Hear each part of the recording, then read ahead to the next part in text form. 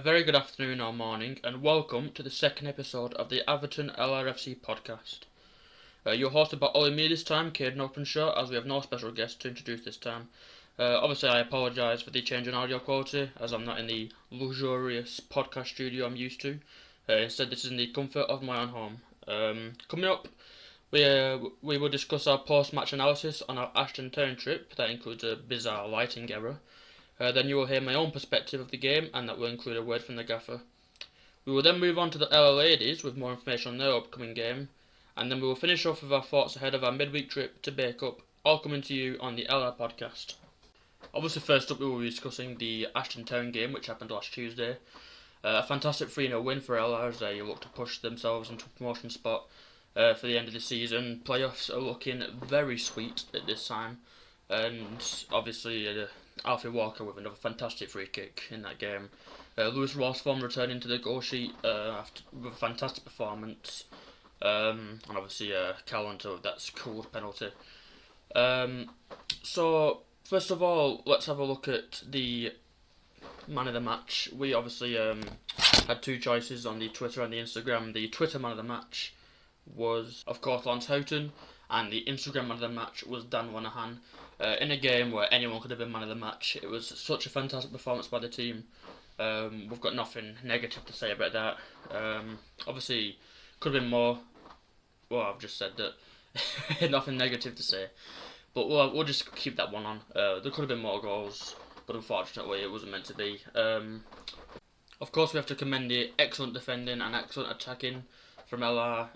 Obviously, Ashton had some chances of their own, which interestingly includes when they went around Bickerstaff and the lights suddenly cut off. It was looking like it was going to be another abandoned game from last Tuesday. But thankfully, from the LR committee, I think it was Scott, he managed to get the lights back on and get the game restarted. A big sigh of relief, I must say, for a lot of the fans, including myself. I did not want to do Ashton Town again for a third time this season. Obviously, speaking of Joe Bickerstaff, what a performance by the goalkeeper. That's 4 clean sheets in 5 now. He made a lot of fantastic saves to keep LR on a clean sheet, including some early shots from the corner, I think it was, in like 5 minutes in. Obviously that was a fantastic save, and is very commanding in his box, which allowed the defence to know exactly what was going on around them. So once again, Joe Bickerstaff, fantastic performance. Should have been on the man of the match thing, in my opinion. But obviously you can't fault the choices that were given.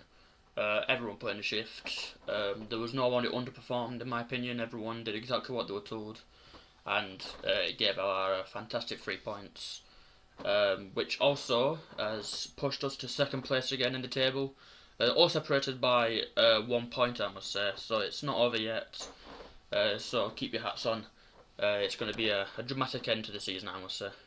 I would also like to give a special mention to the fans. I've said it time and time again. Absolutely fantastic, drove the players on. I'm sure, I think the attendance was 263 the attendance, and obviously LR fans in that margin, so thank you so much for the support you've been giving us this season. Coming into the final 7, we really need your support, even more than ever. More now than, I've messed it up, but I'm just going to say now more than ever. There we go, that's what I was trying to say. But we definitely need your help here. Fantastic. We've seen the video of the LR fans, Dave Jones by me, and all that. But yeah, thank you so much for your support. Obviously, moving on to the media perspective of the game, it was just me this time.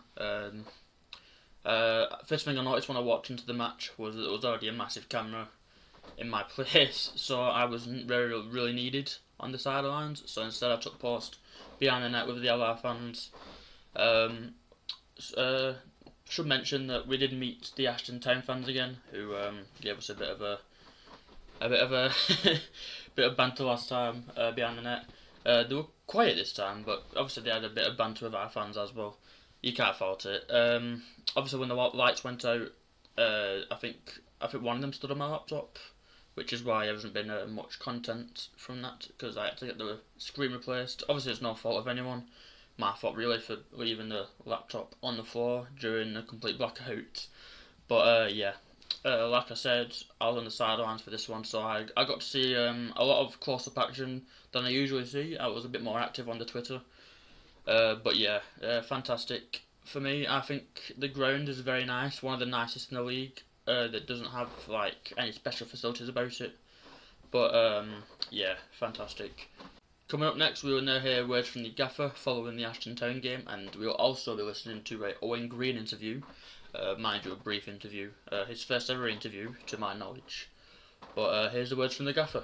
A huge 3 points in your playoff race. What's your assessment?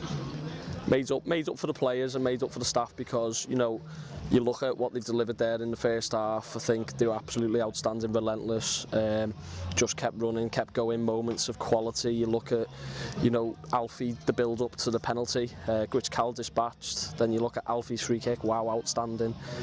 Lewis's goal, brilliant. Plenty of other moments as well where Cal's linking up with Lewis and 𝗣ci's getting involved. Brandon was outstanding. Honestly, you could go through and name them, but they were absolutely brilliant. And that, I always say to these, like, when we know we're onto something is when you see what it means to them. And when they scored and everyone's running in that corner, all 10 players, all 10 outfielders, there's no hanging back at the halfway line. Everyone's going and celebrating together, because that's what it means to them. And what you're seeing out there is a group of lads that are prepared to run, prepared to work for each other, and real moments of quality as well. So absolutely made up for them. Big 3 points and just keep pushing us on. Obviously, like you said, some fantastic attacking and defensive work tonight. Is there anything you saw tonight that you was especially pleased with? Honestly, overall, the whole performance, obviously you're well aware the second half that it's going to sort of naturally drop off a little bit, because it's 3-0 at half time. That sort of lull with the floodlights as well, just at the end of the first half, that plays a part. So it was always going to be difficult second half, but I think first half they showed really good moments defensively. That's the back four, the 2 lads in midfield as well, Greeny, 𝗣cie, really good, defended the box really well, because they've got some good players, they've got some really, really good players, good attacking players. So we knew it was going to be difficult, but they dealt with that really well. Some really good attacking play, good link up, getting the ball wide, getting the ball into the box, some combinations around the edge of the box. So really pleased, and like you say, strong performances at both ends. And we knew if we done that, I said to you the other day, if we do both boxes right and get the running right in between, they'll be there or thereabouts. And what does this mean for Bacup? We'll just get in on Saturday, see where we are tomorrow-wise, injuries, get in Saturday, train on Saturday, and then the lads are going out for something to eat in the afternoon, evening, and then turn our attentions to next Wednesday at Bacup, another really difficult game, a really tough place to go. But the lads will look forward to it and relish the challenge as they have done all season. Cheers, gaffer. Thanks, mate. Obviously a passionate interview by the gaffer, and like you said, no one put a foot in wrong in that game. We will now listen to Greeny's interview. A little bit of a backstory between this one. So we had 3 takes to this one. The first one, it will be revealed at some point, but he kept saying all the time. Like, I think it was like every sentence, like all the time, all the time, all the time. So it took a while to get it right, and when it did, it looked like it was a robot. So here's Greeny's interview for you now. Congratulations on the 3 points tonight. What do you put the good team performance down to? Just sticking together as a team, doing what we do every week and working hard for each other. Another clean sheet for the side. Is this something big for the lads? Yeah, definitely. Getting a clean sheet, if you keep a clean sheet then you're not going to get beat. So doing that every week and we'll win every game. A great turn up by the away following. How much does this help the group? It's definitely massive.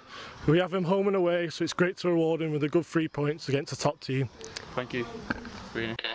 And as Greeny said, if you keep a clean sheet, you won't get beat. Some wise words there. As you can tell at the end, I kind of forgot his name for a second, but that was Greeny's assessment. Obviously Dave was talking about how impressive it was that the team kept their heads, especially after the floodlight incident, and obviously coming into half time 3-0 up. It's like going into the second half, you want to be like it's 0-0 again, you have to keep going for it. But obviously like Dave said, the team, they're all connected, no one hangs back, which I think is a perfect assessment of what the team actually, what they enjoy doing. They enjoy being together, they enjoy playing together. They're a very connected team. So that was a fantastic interview by Dave. Obviously, like Owen Green said, the fans are the most important part of the team, in his robotic voice anyway. Thank you to Gaz, the assistant manager, for getting those questions in for me on a short notice. I was a bit, it was very cold, I must say. My fingers were a bit frozen, so was my brain. But yeah, that was the Ashton Town assessment. Obviously a 3-0 win for LR. Not much to say about it really. Fantastic assessment by Greenie and Dave. We will move on to the next segment shortly. And now, of course, moving on to the next segment of the podcast, we will be discussing the LR Ladies Premier Cup semi-final against AFC Rochdale. Obviously, Sunday the game was originally supposed to be played. That was at Leeds Sports Village, the 3G pitches, but unfortunately, due to an unfortunate injury, the game had to be abandoned. A decision that we support for Rochdale. Obviously, you can't leave a player on the pitch with I think it was ACL and MRL injury, which is horrible, obviously. So yeah, best of wishes to her. But yeah, previewing the game, obviously it's going to be replayed this Sunday at Crewe Park.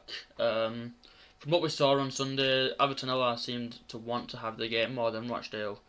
Hannah Wilkinson with the only goal that separated the teams at half time. I'm not sure if it actually went to half time, I can't remember. But of course, Rochdale, they had a fair few chances coming into the late stages of the game, but not enough to get past the LR keeper. Some fantastic defending, I must say, from the LR ladies. But yeah, obviously the last game against Rochdale for the ladies was a 3-3 draw and a loss on penalties. So I'm assuming they'll be using that as motivation to spur themselves on and finally get back at Rochdale for that win. I mean, loss, sorry.